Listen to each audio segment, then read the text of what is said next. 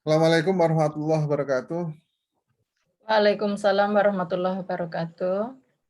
Alhamdulillah, puji syukur kita panjatkan kehadirat Allah Subhanahu wa taala, Tuhan Yang Maha Esa, Bapak Ibu, yang pada kesempatan malam hari ini kita bisa bersama kembali untuk kegiatan mentoring OJT 1 yang kedua. Jadi kita masuk ke pendampingan yang kedua di kegiatan OJT 1 yang alhamdulillah malam hari ini terlaksana. Mudah-mudahan nanti berjalan lancar sambil kita nunggu 3 teman kita yang belum bisa bergabung. Bapak Ibu, untuk kegiatan malam ini ada schedule yang kami buat. Karena kemarin dan hari ini sama sebenarnya pendampingannya, yaitu melaksanakan pendampingan materi dan mengidentifikasi masalah pembelajaran untuk membantu peserta didik dalam menyelesaikan tugas OJT 1. Yang kedua pun sama sebenarnya, masih sama dengan OJT tugas 1, OJT 1 pendampingan yang pertama kita sama. Materinya sama, hanya di mentoring 2 ini ada gagasan rencana inovasi pembelajaran yang mungkin masuk di tugas 3.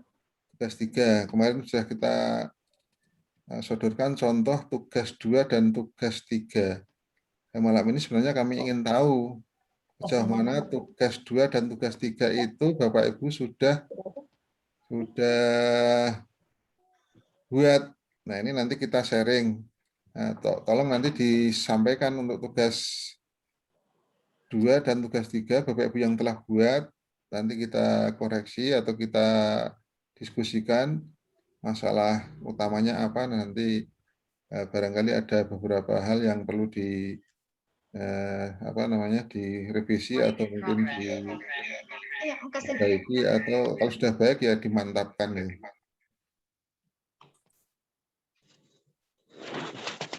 Bapak Ibu, kemudian untuk tugas 1 apakah sudah selesai semua Bapak Ibu?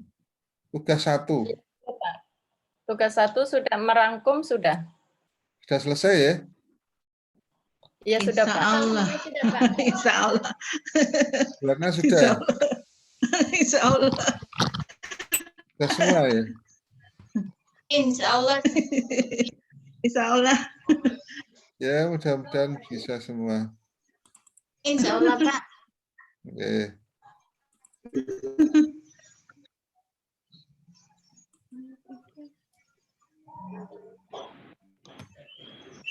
Bentar.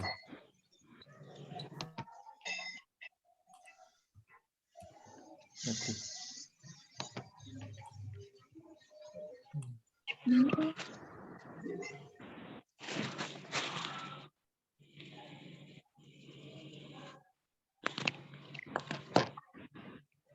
Ini barangkali nanti untuk referensi juga, karena kami punya beberapa contoh, nanti ya tidak harus sama ya, tapi barangkali kan bisa di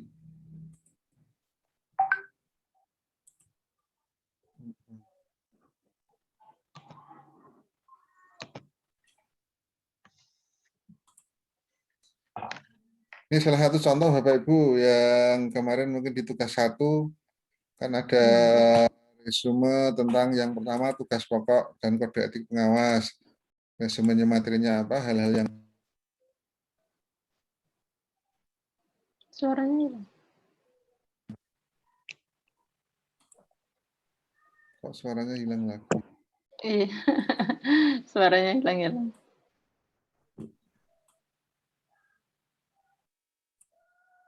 Sudah dengar nggak, Bu? Ya, sudah kedengaran, Pak. Halo? Bisa dengar Ya, nggak? ya. Sudah. Ada Pak, ada Pak. Tidak dengar suaranya. Ya, sudah, Pak, sudah. Halo, Ibu, sudah dengar? Bisa Pak, bisa. Oh, bisa ya? Ada Pak.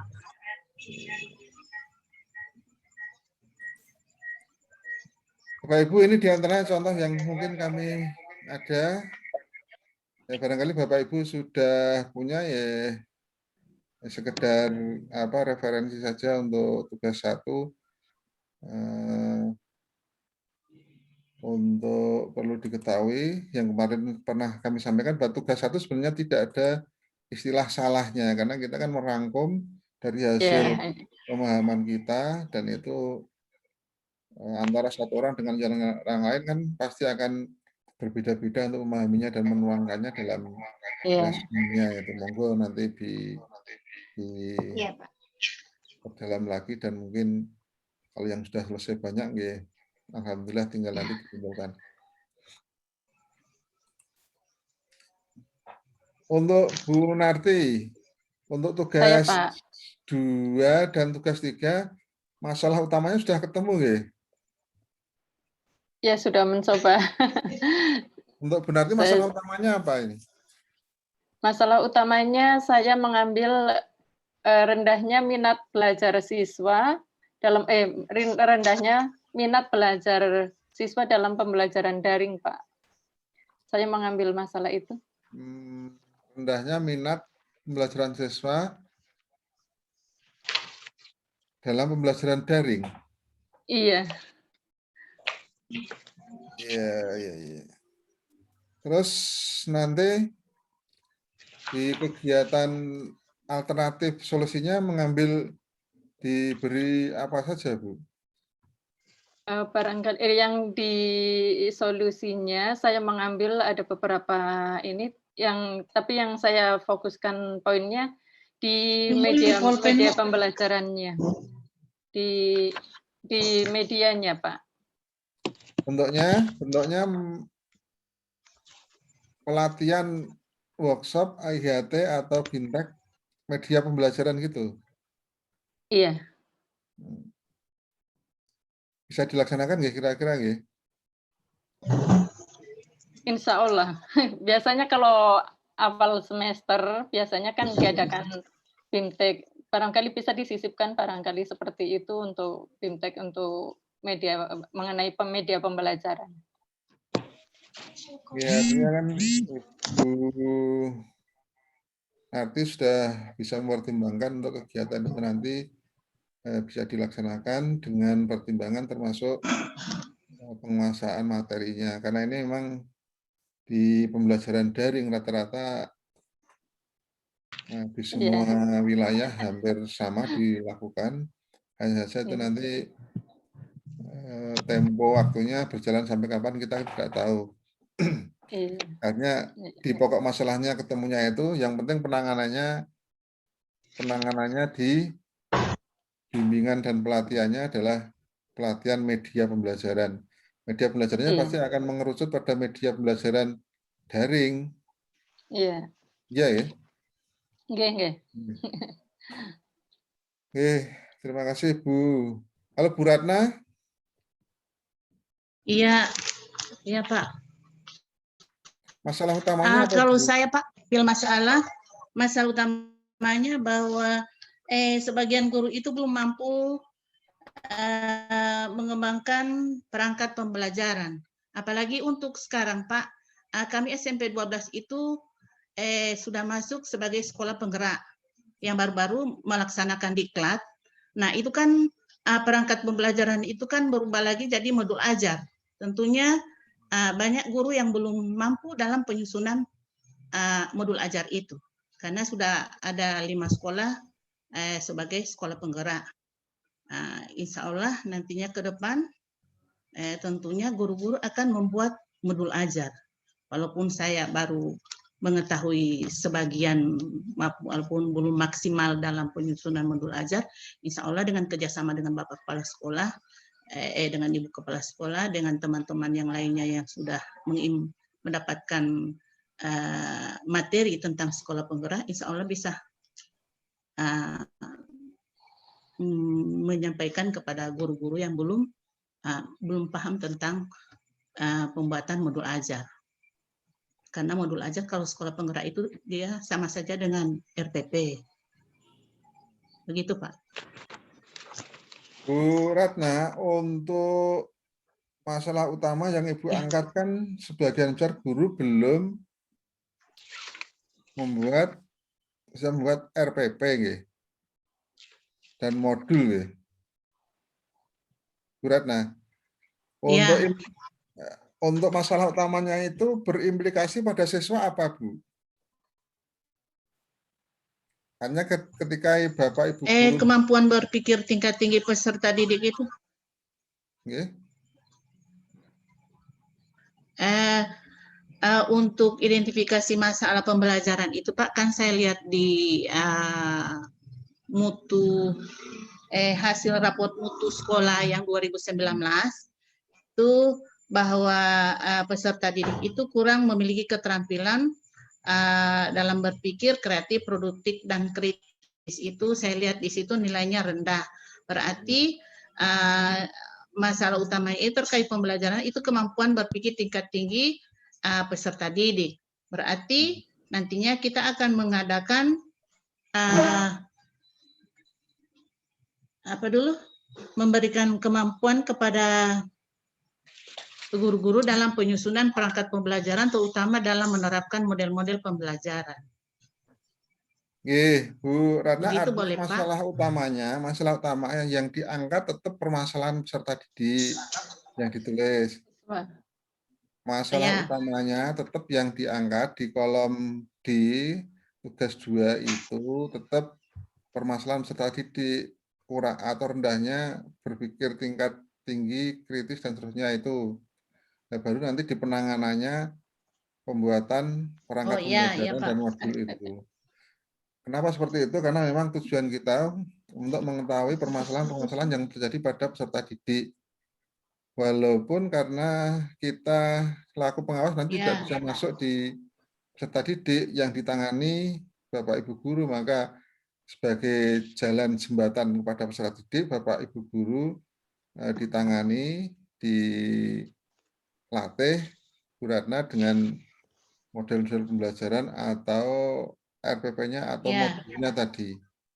Tapi di masalah utamanya di kolom D tetap yang diangkat peserta didik itu. Mungkin yang pertama pernah kami sampaikan.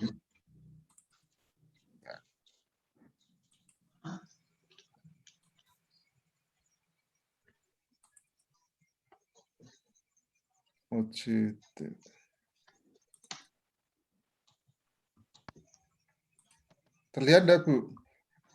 Contoh ini. Belum. Ada Pak. Belum terbuka itu materinya. Iya, sebentar. Masih di perjalanan.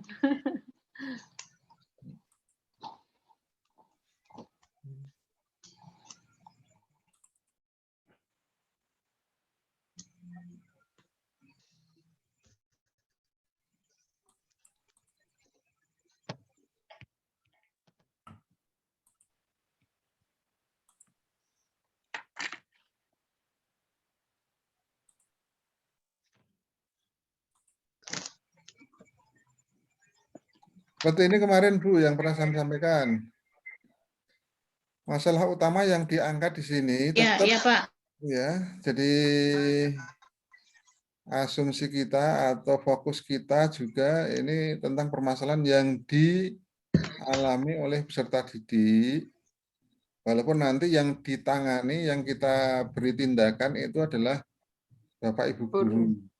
Tapi tetap permasalahan yang diangkat adalah permasalahan peserta didik. Lah inilah nanti tujuan utamanya kita untuk kegiatan di Diklat ini adalah memberikan satu kontribusi besar terhadap peserta didik agar peserta didik menjadi siswa yang punya minat menjadi well-being-nya, pembelajaran yang well-being atau pembelajaran yang disertai dengan perasaan senang tanpa ada tekanan.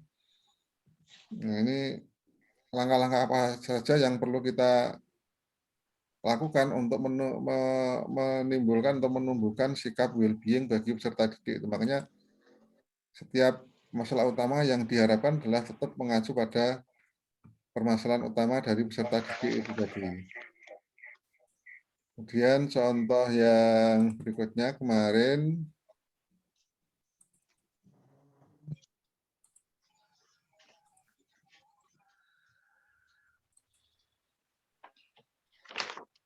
sudah kami jelaskan juga Kemudian akhirnya diangkat di tugas 3.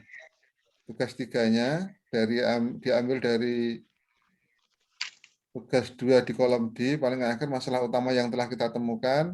Tetap di sini ditampilkan lagi masalah utamanya adalah, sekali lagi ini tetap mengacu pada permasalahan yang dialami oleh peserta didik, rendahnya kemampuan berpikir tingkat tinggi peserta didik. Nah, ini alternatif solusinya. Nah, tadi alternatif solusi yang diambil Bu Ratna, bimbingan pelatihan, Ibu. Ya, ya Pak. Nanti melaksanakan workshop apa IHT apa Bu? Rencananya. Workshop Pak. Workshop. Workshop. Workshop model pembelajaran atau hanya Ya. RPP-nya, Bu?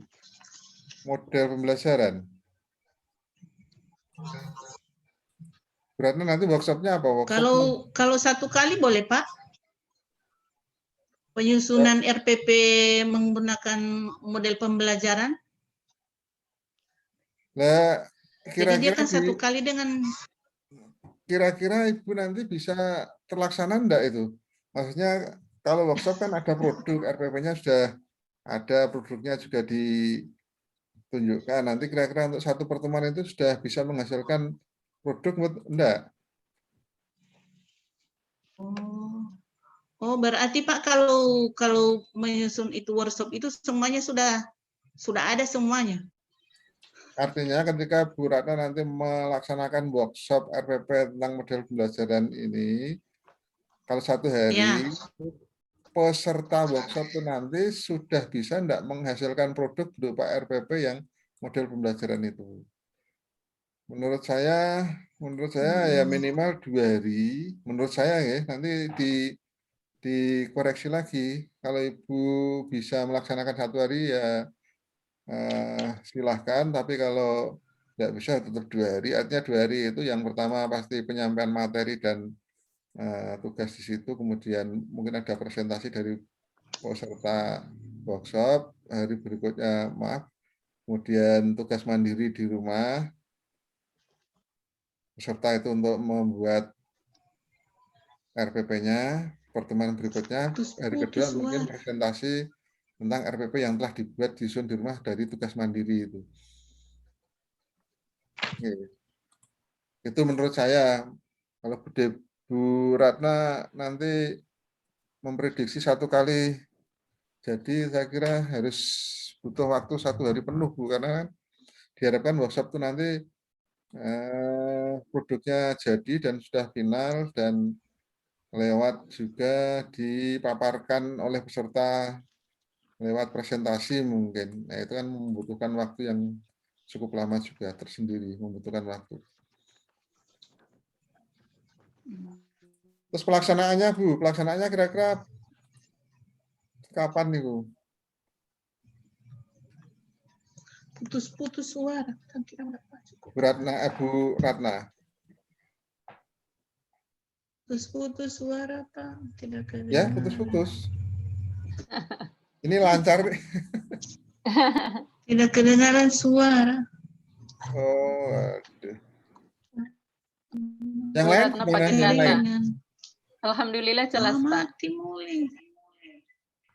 Jelas Mungkin suaranya. sinyalnya, Bu. Mungkin sinyalnya. Iya, Bu Ratna pakai data di. Oh. Nah itu. Mungkin anu apa? Afwan. Putus-putus. Suaranya. Datanya kurang. Ya, paket datanya mungkin yang kurang, Bu Ratna. Ya, kurang. Tapi ya. Biasanya Ada barusan. Yang lainnya tapi dengar ya, Bu. Yang lainnya dengar ya. Dengar, Pak. Alhamdulillah bagus, Pak. Ya, ya, ya. Yang bermasalah, Bu. Di sini putus-putus. Ya Allah. Ya, Bu Ratna nanti diperbaiki lagi untuk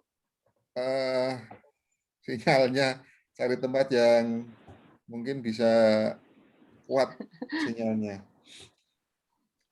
Baik, cukup sementara Bu Ratna untuk tugas 2-nya dan tugas 3. Yang penting di schedule lagi untuk pertimbangkan juga untuk waktu bimbingan pelatihannya workshop tadi diasumsikan 1 hari itu kira-kira cukup, kalau tidak ya 2 hari, kalau tidak ya 2 hari. Yang kemarin di teman-teman yang lain ada yang sampai 3 hari ya Bu, ada yang sampai 3 hari. Ya tergantung kita kan untuk membuat perencanaan itu. Bimbingan pelatihan yang pertama materinya apa. Kadang ada yang menggunakan pola seremonial, harus ada pembukaan dari kepala sekolah, kemudian ada sambutan juga dari pengawas pembina, dan lain sebagainya, baru penyampaian materi. Penyampaian materi itu sendiri kan kadang-kadang 1 hari sudah memakan waktu, kemudian tugas-tugas peserta yang dilakukan, kemudian nanti bisa presentasi dan hasil akhir itu di hari kedua atau ketiga. Saya kira untuk hari yang pertama kok kalau sudah selesai mungkin hanya sampai pada penyampaian materi, paparan materi dari Bu Ratna selaku penyaji nanti. Ya, terima kasih Bu Ratna, nanti untuk ditindaklanjuti kembali. Bu Wisi, Iya, iya Pak. jauh mana Bu untuk tugas yang OJT 1 untuk tugas 2 dan 3? Masalah utamanya mungkin bisa disampaikan. Masalah utamanya untuk ada tugas Oke. pantulan ini Pak. Ya Bu Wisi, coba dipaparkan sedikit tentang masalah utamanya 2, 3, dan rencana kegiatan untuk kegiatan bimbingan dan pelatihannya. Iya Pak.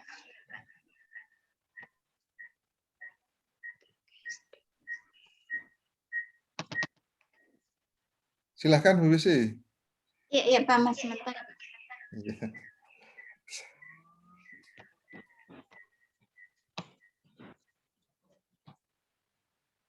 Pak Ronald baru masuk.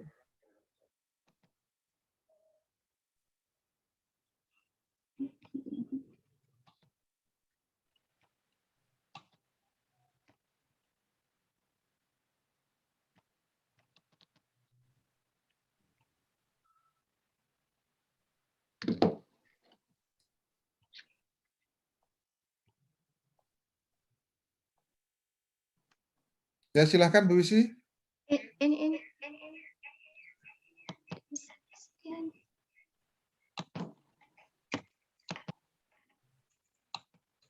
Masalah utamanya saja apa yang diangkat? Ya, ini masalah utama Pak. Ya, Bu Wisi kalau pakai 2, ada pakai 2. Bu Wisi kalau pakai 2, artinya 2 itu 1 pakai HP dan 1 pakai laptop. Salah satu volumenya dimatikan, salah satu volumenya yang salah satu. Nanti biar tidak Jadi mati. ada gema. Ya, silahkan Bu Wisi, sudah tidak bergema itu suaranya.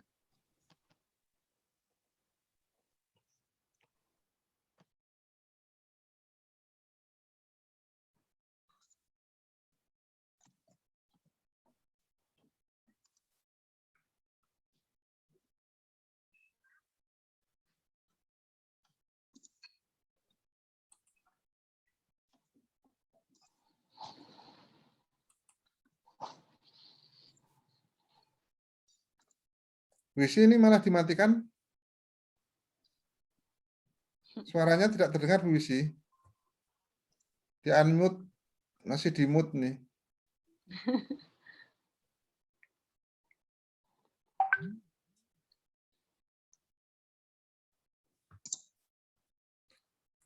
Mungkin sambil nunggu Bu Wisi, Bu Debi bisa menyampaikan untuk kegiatan OJT 1 di tugas 2 dan tugas 3. Masalah utama yang diangkat apa, kemudian di tugas 3 permasalahan itu mau ditangani dengan apa, schedule waktunya kapan? Ya, Bu Debi dulu. Ya, terima kasih Pak atas kesempatan yang diberikan. Sebelumnya saya mohon maaf terlambat masuk. Ya,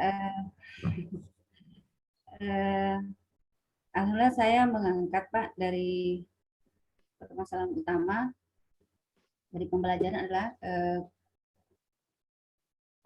di mana guru-guru itu masih belum banyak menggunakan media pembelajaran. Nah, di dalam media pembelajaran ini saya mengangkat, Pak,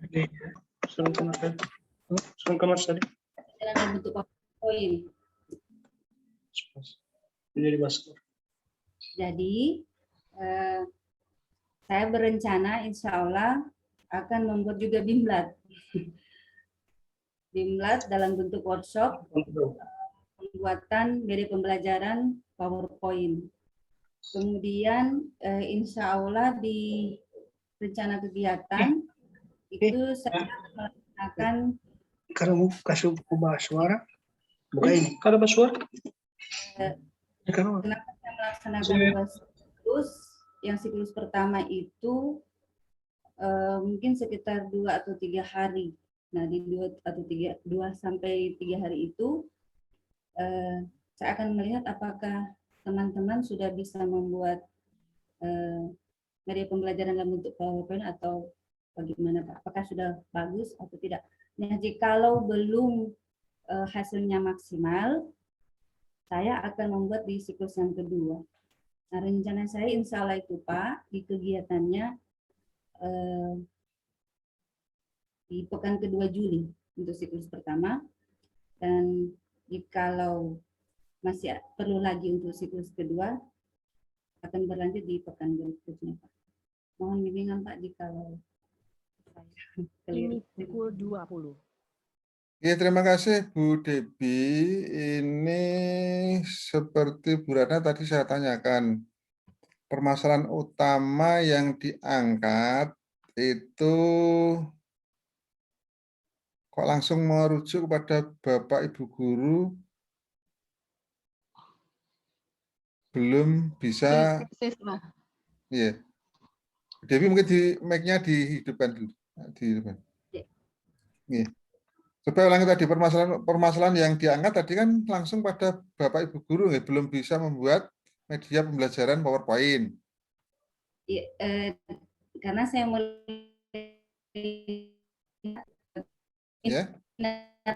menurun karena kurangnya media pembelajaran yang baik yang digunakan oleh guru. Artinya permasalahan utamanya tetap yang diangkat di dalam tugas 2 maupun tugas 3, tugas 2 di kolom D itu tetap yang berbunyi peserta didik, Bu. Peserta didik, coba dibacakan Bu Debi. Peserta didik, kenapa mengangkat media pembelajaran PowerPoint pada Bapak Ibu Guru?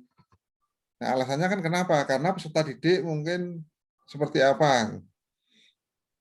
Bu Debi, alasannya untuk yang dialami peserta didik. Kalau penanganannya memang kepada Bapak Ibu Guru, penanganannya sudah ditemukan oleh Bu Debi untuk pelatihan media pembelajaran PowerPoint.